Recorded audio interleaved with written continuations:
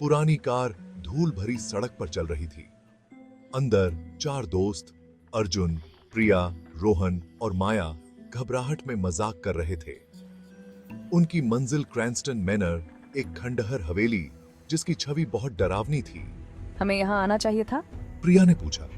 उसकी आवाज फुसफुसाहट से भी धीमी थी।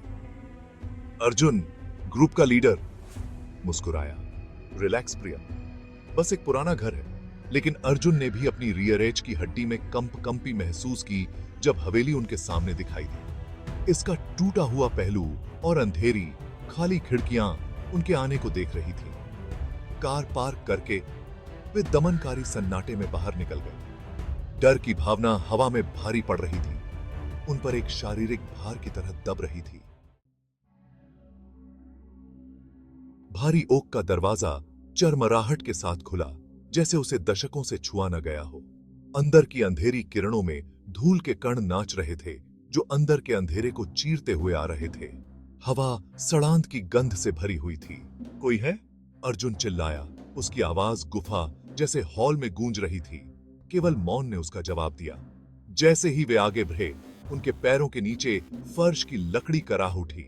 मकड़ी के जाले भूतियां उंगलियों की तरह उनके चेहरे से चिपक गए।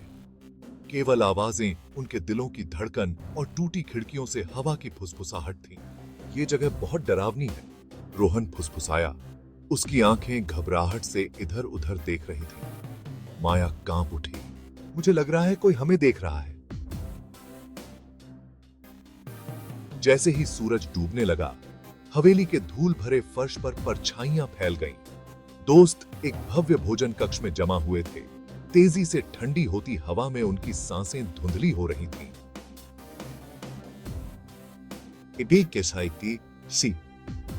एक टिमटिमाते लालटेन के चारों ओर हडल्ड, बढ़ते अंधेरे में प्रकाश का एकमात्र स्रोत। हमें जल्द ही वापस जाना चाहिए, प्रिया ने कहा। उसकी आवाज चिंता से भरी हुई थी। अचानक एक रूह कंपा देने वाली चीख सन्नाटे को चीरती हुई निकली। वे जम गए। उनके सीने में दिल तेजी से धड़क रहे थे। चीख ऊपर की मंजिल से आ रही थी। वो क्या था? माया हांफने लगी। उसकी आंखें दहशत से फैली हुई थीं। अर्जुन ने अपनी टॉर्च पकड़ी। यहीं रुको, मैं जाकर देखता हूं। ऊपर अर्जुन को एक कमरा मिला जिसमें एक धूल भरी पुरानी डायरी फर्श पर खुली हुई थी। उसने उसे उठाया। उसकी उंगलियां फीकी स्याही को ट्रेस कर रही थीं। डायरी अन्या नाम की एक युवती की थी, जो एक सदी पहले हवेली में रहती थी। एक के बाद एक पन्ने पर निषिद्ध प्रेम, ईर्ष्या और विश्वासघात की कहानी सामने आई। अन्या ने विराज नाम के एक युवक के लिए अपने प्यार और अपने क्रूर और स्वामित्व वाले मंगेतर विक्रम के प्रति अपने बृहते डर के बारे में लिखा था।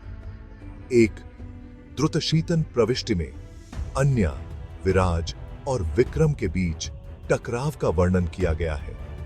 यह अन्या द्वारा विराज के साथ भाग जाने की कसम खाने के साथ समाप्त हुआ। जल्दबाजी में लिखी गई अंतिम प्रविष्टि में विक्रम के क्रोध और अन्या के आतंक की बात कही गई थी। अर्जुन का खून ठंडा हो गया। उसे भयावह सच्चाई का एहसास हुआ। अन्या की कहानी खत्म नहीं हुई थी। उसकी आत्मा शांति की तलाश में हवेली में फंस गई थी।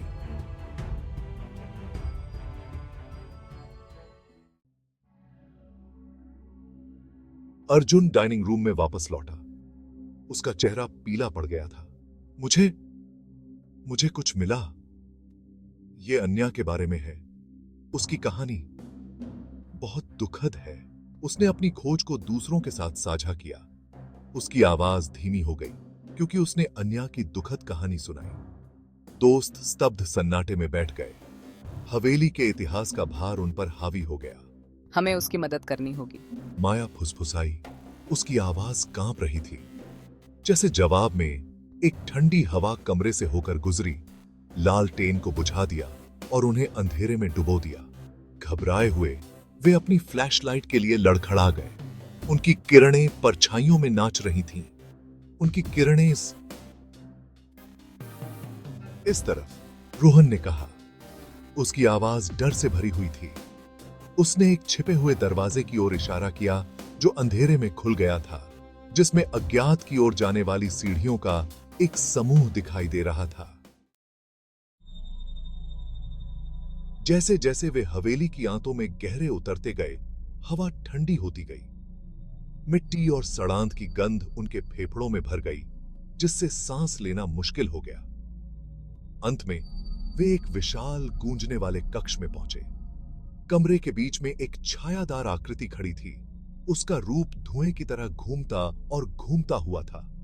उसने अपनी बाहों को ऊपर उठाया और एक शोकपूर्ण चीख हवा में भर गई, जो उनके अपने आतंक को प्रतिध्वनित कर रही थी। अन्या, प्रिया फुसफुसाई, उसकी आवाज कांप रही थी। आकृति उनकी ओर मुड़ी। उसकी विशेषताएं धीरे धीरे ध्यान में आ रही थीं। यह अन्या थी। उसका चेहरा पीला और खींचा हुआ था। उसकी आंखें एक गहरे और स्थायी उदासी से भरी हुई थीं। अन्या की भूतिया आवाज कक्ष में भर गई, विश्वासघात और हत्या की कहानी फुसफुसाते हुए। उसने उन्हें बताया कि कैसे विक्रम ने ईर्ष्या से ग्रस्त होकर विराज की हत्या कर दी और फिर उसे चालू कर दिया। उसकी आत्मा को हवेली की दीवारों के भीतर फंसा दिया।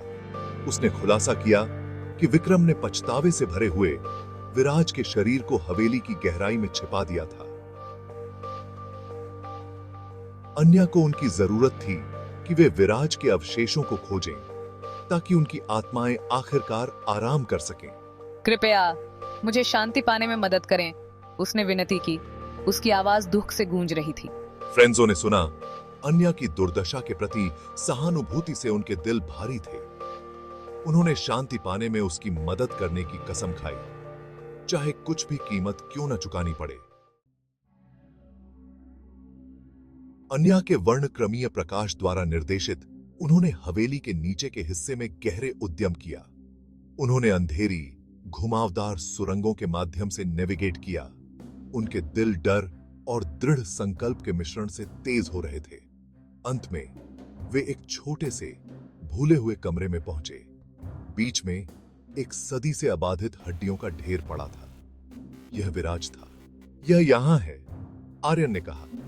उसकी आवाज विस्मय और उदासी के मिश्रण से भरी हुई है। हमें सावधान रहने की जरूरत है, संजय ने कहा। उसकी आंखें कमरे को स्कैन कर रही हैं। जैसे ही उन्होंने सावधानी से विराज के अवशेषों को इकट्ठा किया, कमरे का तापमान गिर गया। अन्या उनके सामने प्रकट हुई। उसका रूप पहले से कहीं अधिक चमकीला चमक रहा था। धन्यवाद, अन्या फुसफुसाई, उसकी आवाज कृतज्ञता से भर गई। एक नरम आह के साथ वह बाहर पहुंची और विराज के अवशेषों को छू लिया। एक अंधाधुंध रोशनी ने कक्ष को भर दिया और फिर सन्नाटा। अन्या और विराज चले गए थे। उनकी आत्माएं आखिरकार फिर से मिल गईं और शांति से। दोस्त अपने अनुभव से हमेशा के लिए बदल गए, ऊपर की दुनिया में लौट आए। क्रैन्स्टन मनोर चुप खड़ा था। उसका अंधेरा छंट गया था। प्रेतवाद खत्म हो गया था।